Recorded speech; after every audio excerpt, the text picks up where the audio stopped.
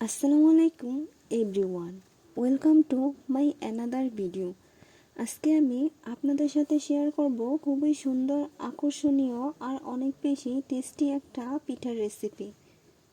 তৈরি করব মিষ্টি কদমপুলি পিঠা বা বাপা কদমপুলি পিঠা, যে নামে বলুন না কেন।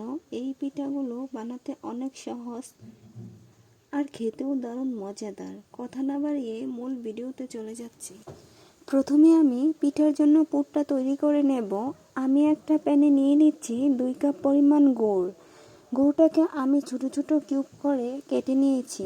চাইলে আপনারা গ্রেট করে নিতে পারেন, তাহলে এতে করে গুড়টা খুব সহজে গলে যায়। এরপর 3 কাপ পরিমাণ কুড়ানো নারকেল নিয়ে নিচ্ছি। চুলার হিটটাকে লো মিডিয়ামের মাঝামাঝি রেখে অনবরত নেড়েচেড়ে অপেক্ষা করব গুড়টা ভালোভাবে গলে যাওয়া পর্যন্ত। নারকেলের এই পুরটা তৈরি করার সময় চুলার হিটটা শুরু থেকে শেষ পর্যন্ত লো মিডিয়ামে রাখতে হবে আর অনবরত নাড়তে হবে, তা না হলে নারকেলের এই পুরটা লেগে যাবে বা পুড়ে যেতে পারে। এখন কিন্তু পিঠা তৈরির জন্য নারকেলের পুরটা তৈরি হয়ে গেছে। চুলা থেকে নামিয়ে আমি গরম প্যানে রাখবো না, পুরটাকে আমি একটা আলাদা প্লেটে রেখে দেব।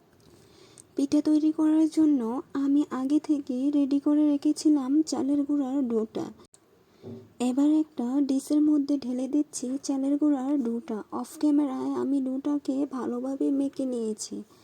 এভাবে পিঠা তৈরি করার জন্য এখান থেকে ছোট ছোট করে বল করে নেব। এরপর একটা করে বল নিয়ে দেখতে পাচ্ছেন কিভাবে আমি ঘুরিয়ে ঘুরিয়ে এটাকে ছড়িয়ে নিয়েছি। কিনারাটাকে একটু পাতলা রাখবো আর মাঝখানটাকে একটু ভারী রাখবো। এরপর তৈরি করা রাখা পুর থেকে 1 চা চামচের মতো পুর দিয়ে দিলাম। এভাবে চারপাশ থেকে মুখটাকে টেনে বন্ধ করে দিতে হবে। এই কাজটা ভালোভাবে করে নিতে হবে, তা না হলে ভাপে দেওয়ার পরে পিঠাগুলো ফেটে যেতে পারে। এখানে আমি আগে থেকে কিছুটা পরিমাণ সিদ্ধ চাল ভিজিয়ে রেখেছিলাম। পানি ঝরানোর পরে বলটাকে চালগুলো দিয়ে ভালো করে কোটিং করে নিচ্ছি। কোটিংটা একটু ভালোভাবে করে নিতে হবে যেন কোনো জায়গায় ফাঁকা না থাকে। এতে করে পিঠাগুলো ভাপে দেওয়ার পরে আরও সুন্দর দেখতে লাগবে। একে একে করে আমি সবগুলো পিঠা বানিয়ে ফেলেছি। পিঠাগুলোকে ভাপে দেওয়ার জন্য আমি এরকম একটা স্টিমার নিয়েছি। আপনারা চাইলে এখানে যে কোনো ছাঁকনিও নিতে পারেন। পিঠাগুলো কিছুটা গ্যাপে গ্যাপে দিতে হবে, কারণ চালগুলো ফুলে চারপাশে ছড়াবে আর পিঠাগুলো কিন্তু ফুলে উঠবে। এভাবে একটা ঢাকনা দিয়ে আমি পিঠাগুলোকে 20 মিনিটের জন্য ভাপে রাখবো। 10 মিনিট পর আমি ঢাকনা তুলে নিয়েছি। পিঠাগুলো এই অবস্থায় আছে। এভাবে পিঠাগুলোকে আরও বেশি সুন্দর আকর্ষণীয় করার জন্য মাঝখানে আমি সামান্য ফুড কালার দিচ্ছি। এভাবে আরও 10 মিনিটের জন্য ঢাকনা দিয়ে ঢেকে দিচ্ছি পিঠাগুলোকে।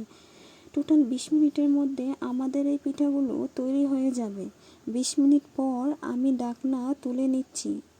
এবার দেখতেই পাচ্ছেন পিঠাগুলো ফাইনাল লুক। পিঠার চারপাশে চালগুলো ছড়িয়ে একদম কদম ফুলের মতো হয়েছে। শুধু যে উপর থেকে সুন্দর লাগছে তা কিন্তু নয়। একটা পিঠা আমি উপর থেকে ভেঙে দেখাচ্ছি, দেখুন কত সুন্দর হয়েছে। দেখতে যেমন সুন্দর, খেতেও ভীষণ মজা হয়েছে।